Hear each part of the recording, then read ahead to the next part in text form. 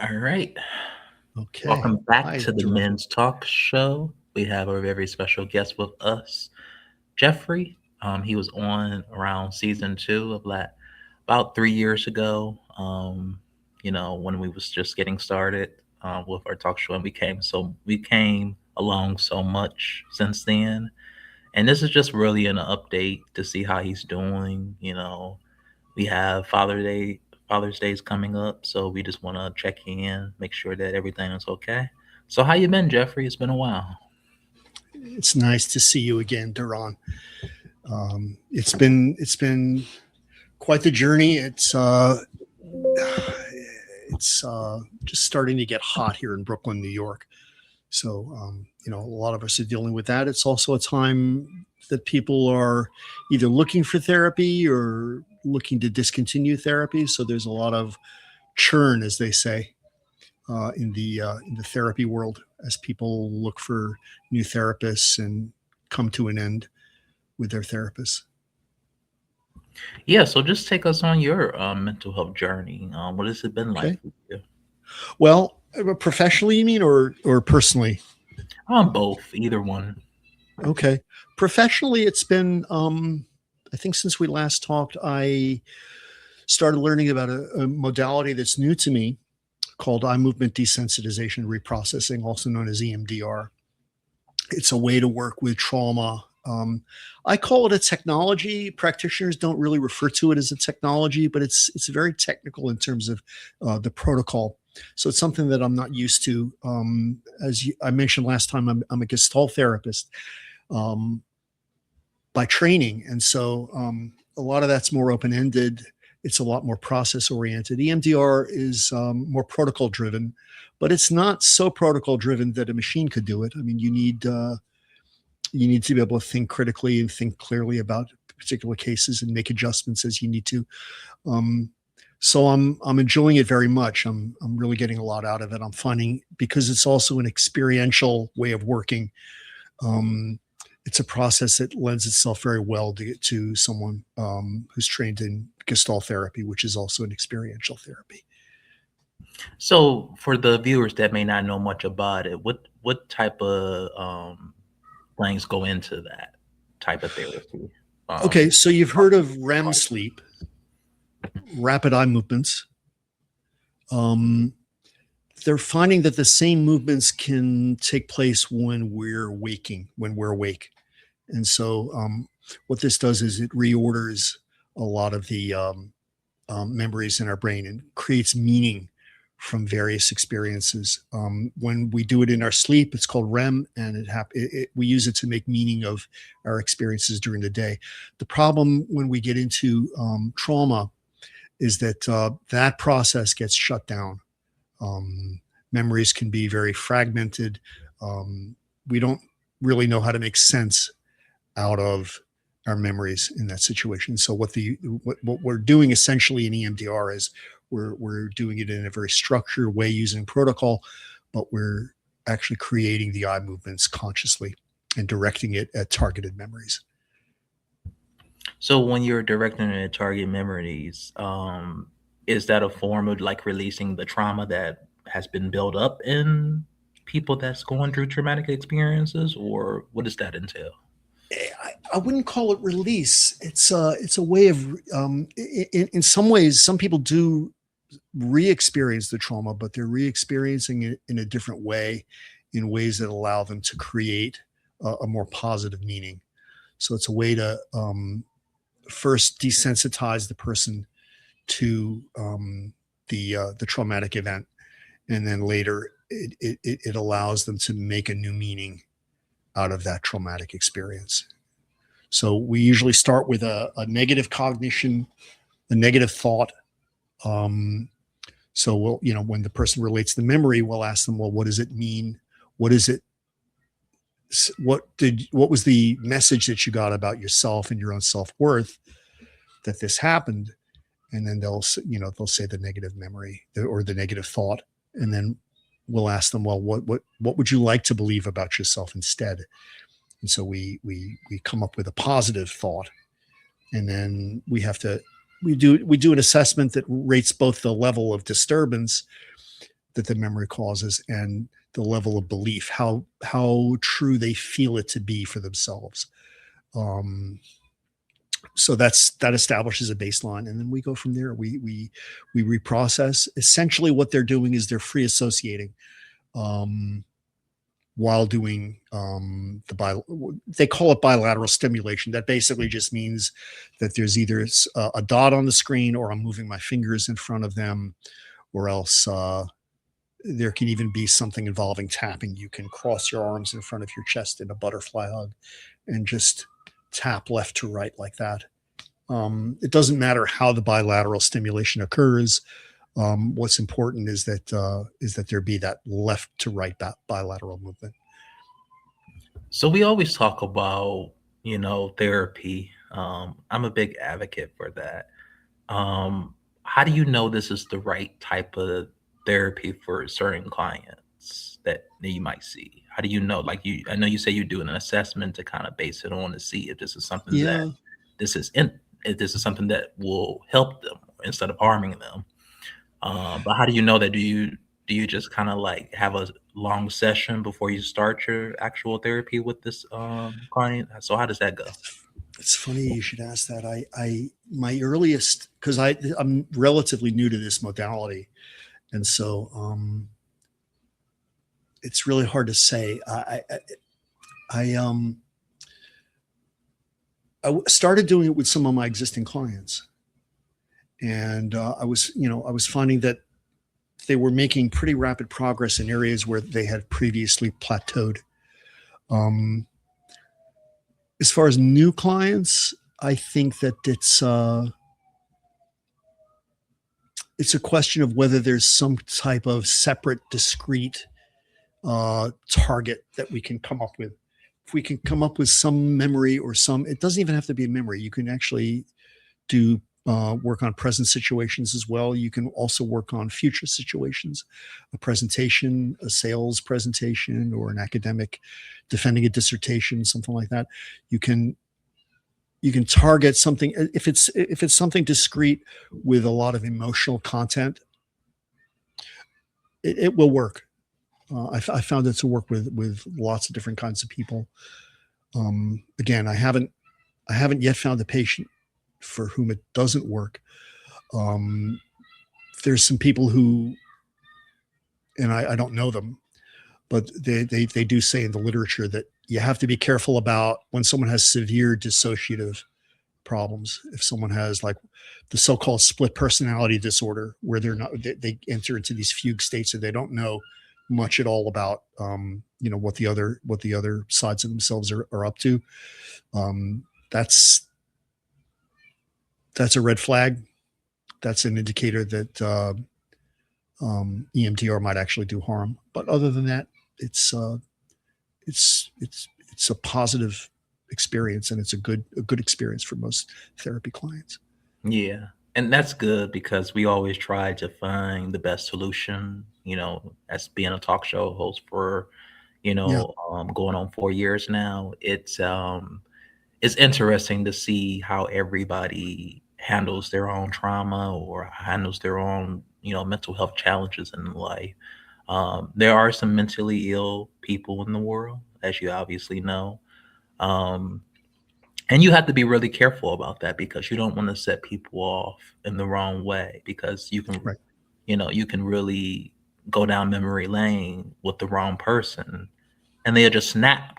You know what I mean? And you don't want that. So it's really important that, like you say, to do some, kind of talk to them before, get some, kind of learn a little bit about them. right. But sometimes I realize some people have to do the work on their own.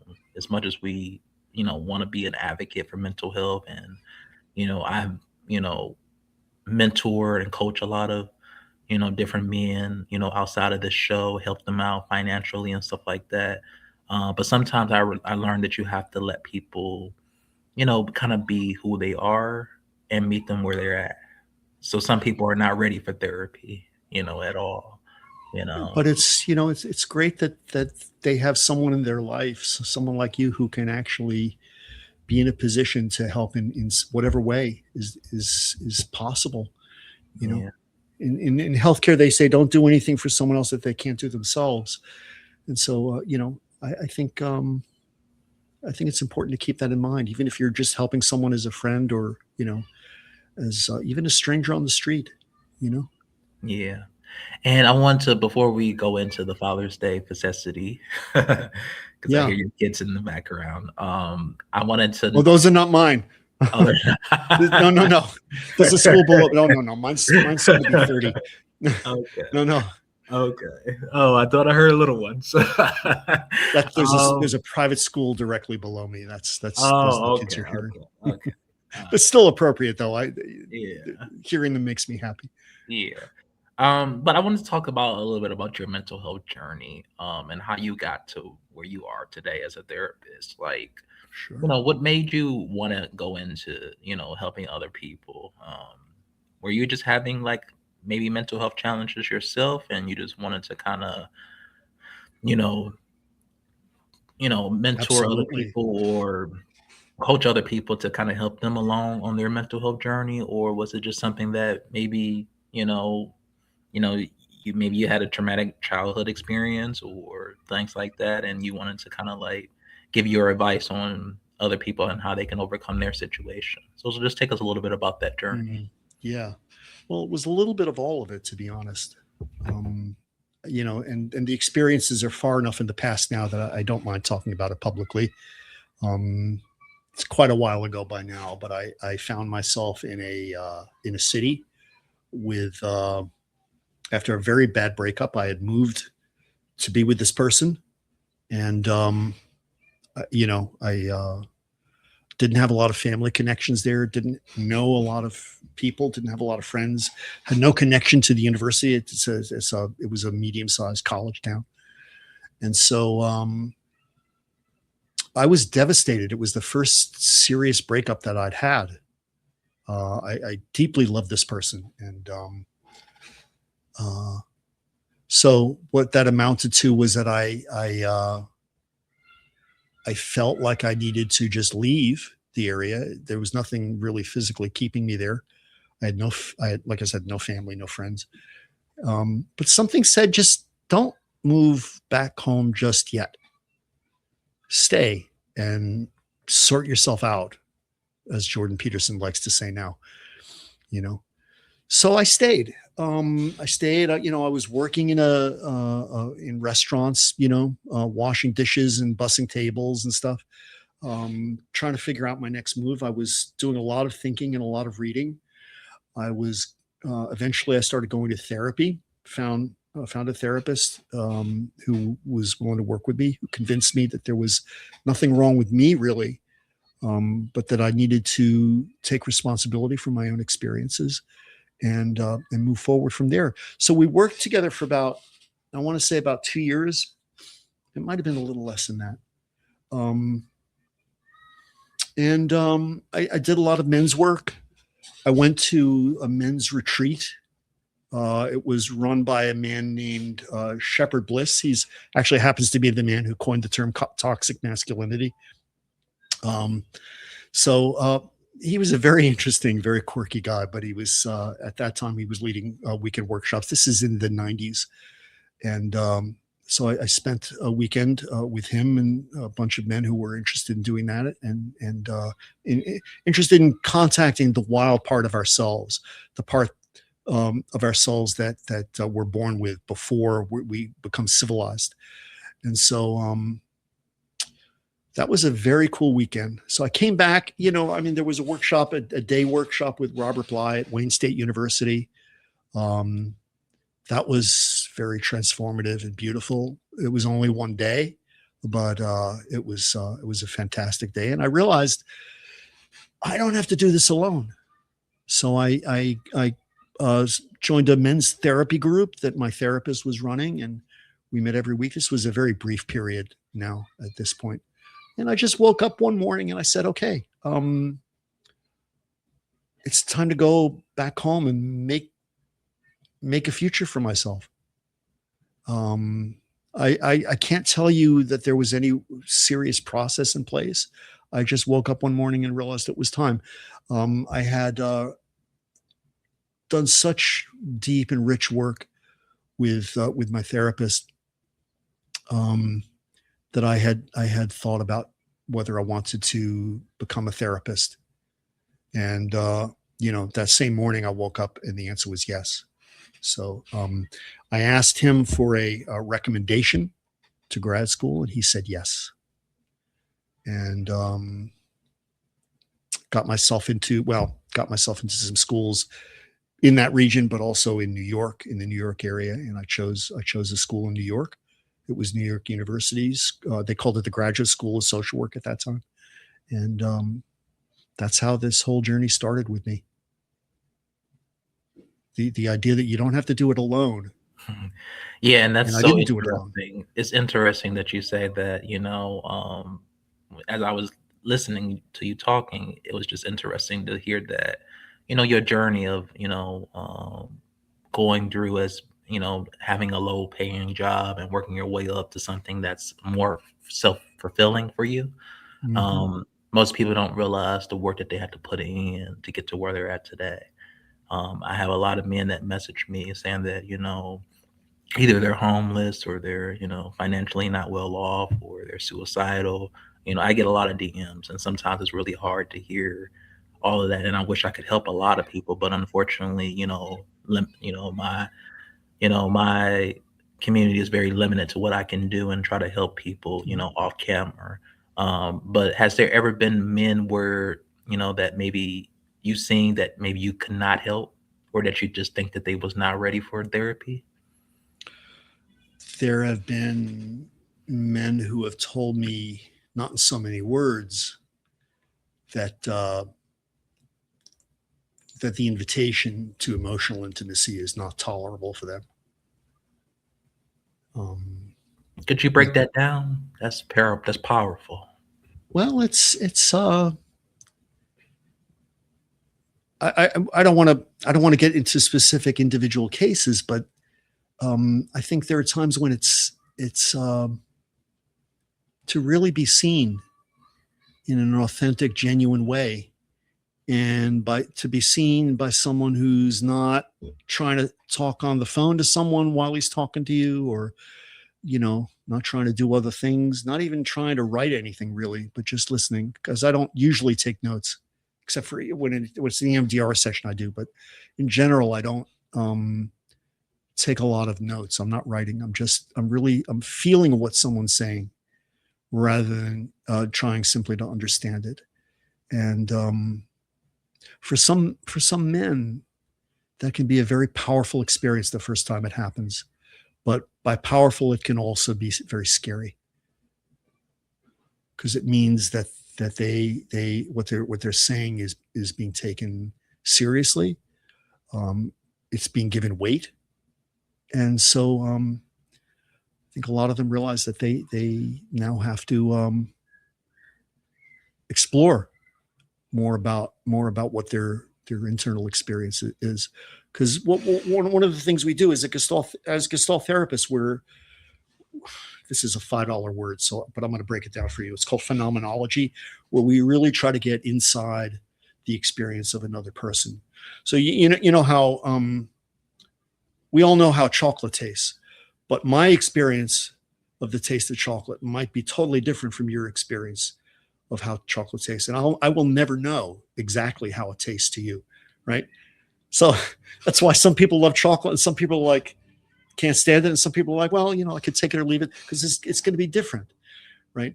So when somebody says I'm angry, you know, there's always an inquiry. I always try to inquire what their experience is of anger, you know, and where we begin in a good session is with the physical sensations. What do you feel physically when you are angry? Um, there are some people who experience various different kinds of emotions all the same way, and they label it as anger. But there's a richness and a variety of experience that's available to them if they'll be open to it. Yeah. All right. So for the last 10 minutes, I wanted to kind of turn it over to like a little bit of a different conversation in terms of fatherhood, because Sure. obviously Father's Day is coming up very soon, just really Yeah. tomorrow, obviously. Yeah. Um, and I just wanted to kind of, get into the mindset of, how does I don't know if your kids are they younger or older or, They're young adults. They're yeah, she's gonna be 30. okay, okay. So they're around the same age as me. Do you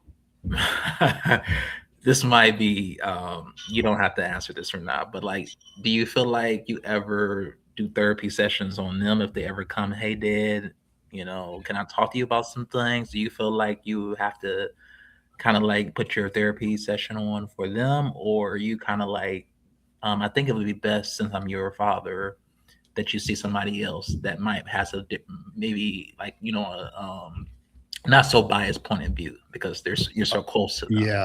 How does that work? Ever came to you for therapy? Well, I love the question, Daron. What I will say, can I talk in general instead of talking personally? Because we're talking about a person, like a person who's out there. But I don't think it's the father's place to do therapy with their child at any age. And the reason for that is that there's too much. It's too fraught. The relationship is too fraught. There's been too much of a history of nurturing. There's a mother, of course, and so there might be some what we call triangulation with the mother. You don't want to do that. You don't want to ever get into a mode where you're getting closer to your child um, than someone else, or trying to compete with someone else for a child's attention. And also, it's really not the father's job to be a therapist. I think it might be the father's job to um,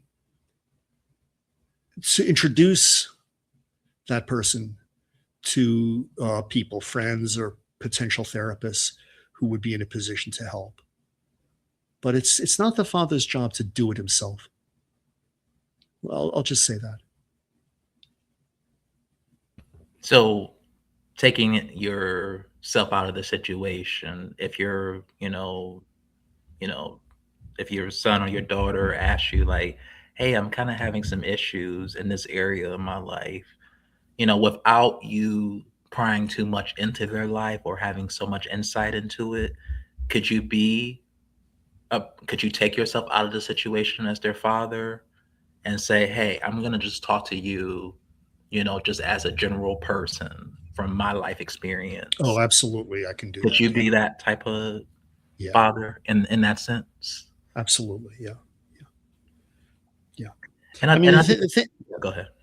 sorry. The thing about men is that we get these messages about masculinity and what a man should be from. We get those messages from our father, um, and we either have to accept or reject them. If we accept them, then then those values define us as men. If we reject them, then that rejection also defines us. And so that's where I find I need to be working with a lot of men, is in those messages, those, because they become internalized then from the father. Yeah, because and speaking of fathers, and then we'll kind of wrap the conversation up to something more positive. But I wanted to kind of like touch on fathers because a lot of times fathers, there's a lot of negative connotation about fathers in this life. Hmm. That maybe they don't do enough, maybe they don't do enough to support the women. Um, but I've had men on the show where they talked about their experiences as fathers and they said that the women are not pulling their weight in the relationship, and some of them with some really nasty divorces. You know, and I know a friend I that's really going to a lot of nasty divorces too. Um, so I say that to say is like I know that maybe some men maybe have probably came to you maybe in that sense and say, what can I do about this situation? That, I don't have a lot of support from the mother, and she's doing everything she can to kind of like maybe either take away my rights as a father, or just I'm not Yes. seeing my kids enough. What Yeah. would you say to that client if they wanted to come I to you? mean, I I have had my own experience with that. It's a few years behind me now, but it can be one of the most painful things a man can go through. Um, to feel like he's in competition with the mother, or he has to fight for his own right to parent his child. Um, I don't know what the answers are to that. I mean, I know that there's a lot of men's rights groups. A lot of them can also be very political and sometimes a little bit toxic, unfortunately. Um, but I think the most important thing is to take responsibility for your own experience, and that includes, unfortunately, it's a rough thing to admit, but it also includes your choice of partner. You know, So true. Choosing the right woman is the yeah, hardest thing in the world, but it's the most rewarding once you find your person. Um, absolutely, yes. I've been in a lot of toxic relationships with women, and it's just I'm kind of like taking my single season right now, to Good kind for of you. to Good for you. get out of that mindset. But there are a lot of good fathers in the world, and what we do is we're going to reward them today. We're Hmm. going to, speak some positivity over to fathers today. So, what is some of the things that make you a good father, Jeffrey? Well, I again, it's hard to put my finger on stuff because we're talking about a real person who's out there. Let's take it But outside of like without your kids, I would prying say I would situation. say I'm a listener. I listen. I will be there for her whenever she needs me to be. Um, I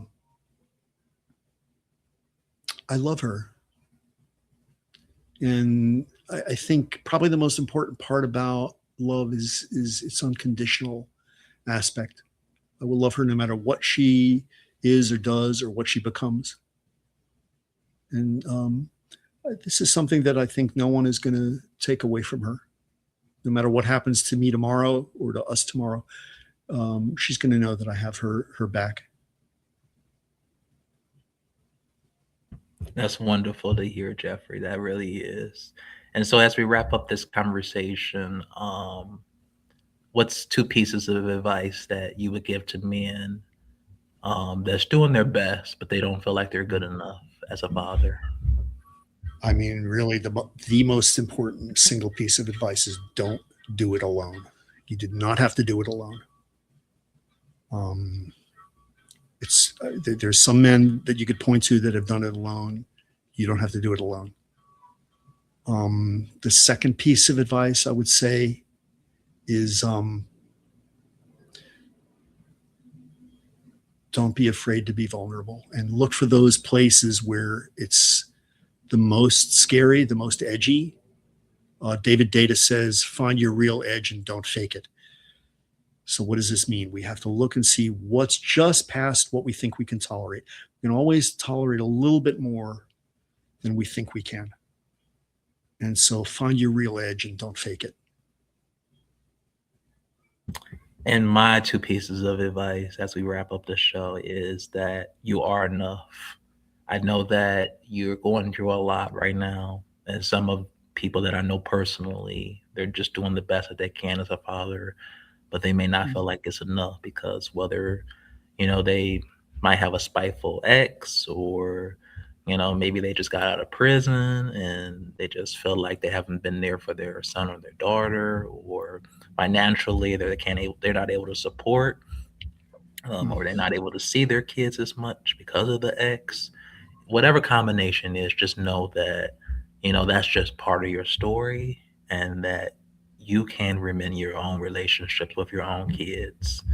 At some point, you just have to have the conversation when they get older if you haven't seen them in 18 plus years, you would have to really step up and be a man and say, "Hey, I know I haven't been in your life for this much amount of time, but I understand.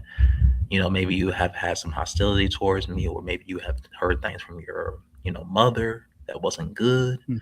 but I'm here to make a difference now, and that's all I can do.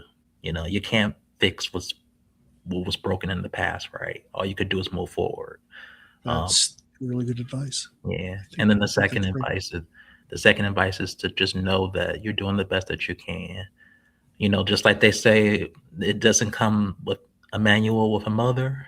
The same thing. It's like that with a father too, right? You don't Even there's more so. no rules to look up and say, if my situation is like this, what should I do? Right? Right. Right. You just That's right. have to play by ego and, wish yourself the best. But other than that, I really enjoy this update from you, Jeffrey. And um, we're really are going to be wrapping up the show next year. So if you do want to come back on next year for our final show, just please message me. But it's been so wonderful talking to men for the past 4 years, going into 5 years now. It's just been wonderful to hear stories that's uplifting. You know, we have had a man on that was, going through homelessness, and he fixed his life. Mm. He's getting married now. Oh, Um, we have had a lot of oh, success stories, building this show and helping people. And I want to continue to do that even after the show is over with in some capacity. Don't know what that's going to be like yet, but I'm just hoping that I wish you nothing but the best, Jeffrey. And, feel free to reach out sometime. I'm always going to be here even after the show is over with.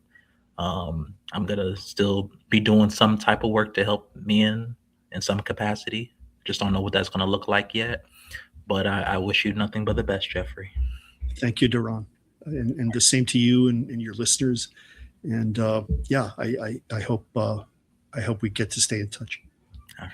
All right. Take care now. Bye now. Okay, take care now. Bye bye.